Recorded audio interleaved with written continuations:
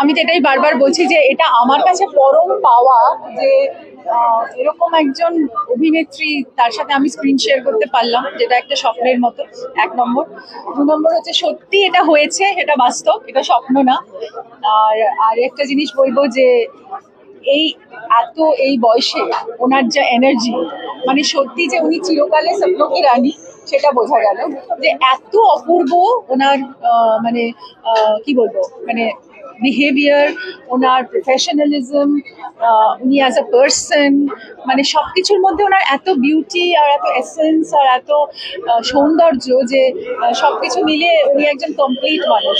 আর আমার কাছে এটা খুব স্পেশাল যে পয়লা বৈশাখে আমরা পুরাতন নিয়ে আসছি, যেটা শুধু আমার না, এটা আপনাদেরও ছবি। কারণ বাঙালি দর্শকের কাছে উনি অনেক কিছু এক্সপেক্ট করে আছেন যে 14 বছর পর উনি যখন স্ক্রিনে আসবেন, মানুষ যেন হই হই করে আসে এবং ওনাকে অ্যাকসেপ্ট করে। কিন্তু উনি বাংলা ভাষাকে ভালোবেসেই কিন্তু এই ছবিটা করতে চেয়েছেন। আমাকে বলেছিলেন যে অনেকদিন বাংলা ভাষায় কোনো ছবি করা হয়, তো সেই জন্য তোমার ইন্ডাস্ট্রির প্রতি বরাবর একটা দায়িত্ব রয়েছে, তুমি বরাবর সেই দায়িত্ব পালন করে এসেছো।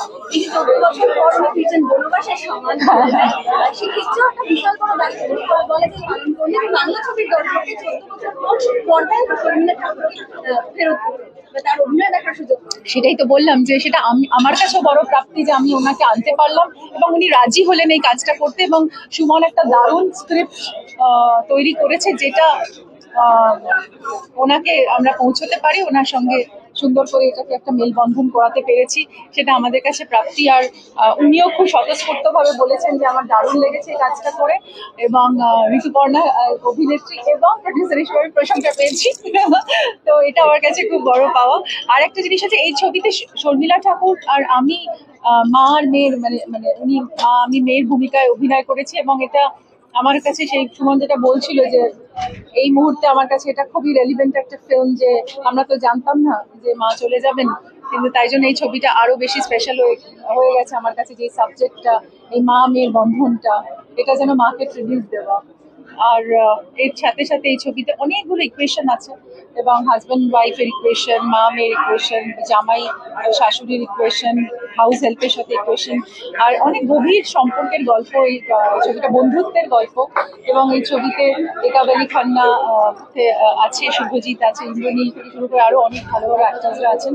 আর এটা মিউজিক করেছে অলকানন্দা দাশগুপ্ত। আজকে অলকানন্দা প্রেজেন্ট নেই, কিন্তু আমি অলকানন্দাকে বলবো যে ওর মিউজিক সবার খুব পছন্দ হয়েছে। এবং শ্রেয়া ঘোষালকে আমরা পেয়েছি গানটি গাওয়ার জন্য, আর একজন আমাদের অন্যতমা, আমাদের পৃথিবী বিখ্যাত গায়িকা। এবং আমি আরেকটা বলতে চাই যে এই ছবির ক্যামেরা রবি আইগিরি দুর্দান্ত ক্যামেরা করেছেন, এবং আমরা দারুণ দারুণ লোকেশনে শুটিং করেছি। মেঘালয়ের মানে একদম ভার্জিন লোকেশনসে শুটিং করেছি, সেটাও কিন্তু দর্শকের কাছে একটা নতুন প্রাপ্তি হবে যে অনেক ইন্টারেস্টিং মানে আনএক্সপ্লয়েটেড লোকেশনস আমরা এই ছবিতে দেখিয়েছি। আর সব মিলিয়ে আমার মনে হচ্ছে ইটস এ বিউটিফুল এক্সপিরিয়েন্স। আমাদের পুরো টিম, প্রত্যেকটা সেকশনে আমাদের যারা এক্সিকিউটিভ প্রডিউসার্স, অনিন্দ, শর্মিষ্ঠা, এবং আমি পুরোপুরি সবার টিম, মনিকা দি আমাদের অ্যাসোসিয়েট ডিরেক্টর, সবাইকে আমি ধন্যবাদ জানাই। প্রত্যেকের এফার্টে কিন্তু একটা দারুণ কাজ হয়েছে, এবং আমি সবাইকে ধন্যবাদ জানাবো। আর আমি ধন্যবাদ জানাবো আমার দর্শককে এবং মিডিয়াকে, যারা আমাকে সাপোর্ট করে যাচ্ছেন, আমার আশেপাশের বন্ধুরা যারা সাপোর্ট করে যাচ্ছেন, এবং সবাইকে আমি সাপোর্ট করি। সুজয়কে আমি বলবো যে এই সবার সাপোর্ট নিয়ে আমরা একটা দারুণ কাজ নিয়ে আসছি। প্লিজ আপনারা নিরাশ করবেন না, সিনেমা দেখবেন। আর পয়লা বৈশাখে খাবারের সাথে সাথে পুরাতন সিনেমা কিন্তু মাস্ট। বিনোদন জগতের সব খবরাখবর সবার আগে পেতে সাবস্ক্রাইব করুন বিনোদন চিত্র ইউটিউব চ্যানেল, আর পাশে থাকা বেল বাটনটি ক্লিক করতে ভুলবেন না।